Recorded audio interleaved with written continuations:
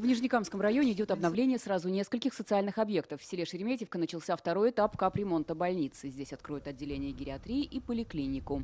В Камских Полянах масштабно обновляют спортшколу. На это выделено 400 миллионов рублей. На очереди ремонт районной больницы.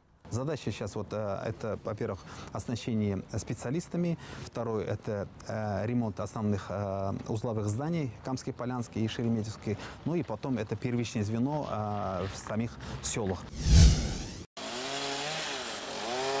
На центральных улицах набережных Челнов началась санитарная обрезка деревьев. Специалисты срезают сухостой, который представлял опасность как для пешеходов, так и для техники. Везде они, эти деревья, везде вот стоят. И страшно. Вот идешь, ладно мы, а с колясками вот гуляют. Ну, сухостой, конечно, его надо спиливать, потому что вдруг сильный ветер и упадет на кого-нибудь, не дай бог. Эти деревья очень опасные, потому что все ветки падают, все рушится. Из-за этого проводим санитарную обрезку этих деревьев. Их убираем.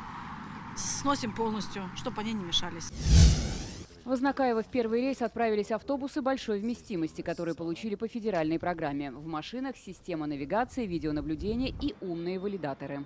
Автобусы уже давно не обновлялись.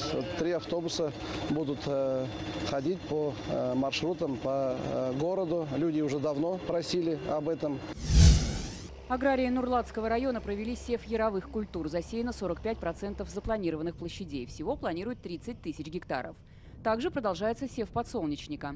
Хлеборобы оценили состояние многолетних озимых культур после заморозков. Благодаря минеральным удобрениям морозы не нанесли растениям серьезного ущерба.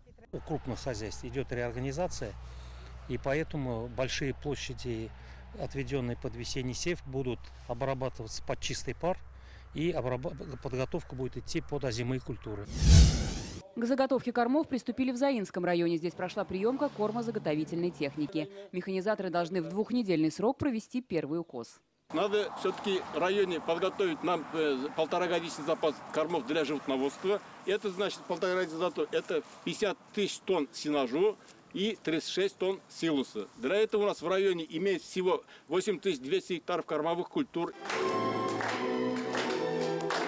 Трудовые будни сменяются радостными событиями. На этой неделе в Заинском районе родилась новая семья. Военнослужащий, участник спецоперации и его невеста Алина поженились. Оба выросли и живут в деревне Ахметьево. Знают друг друга с детства. В этом году в Заинске это уже 13-я свадьба участников СВО. С начала операции в семьях бойцов появились на свет 14 малышей.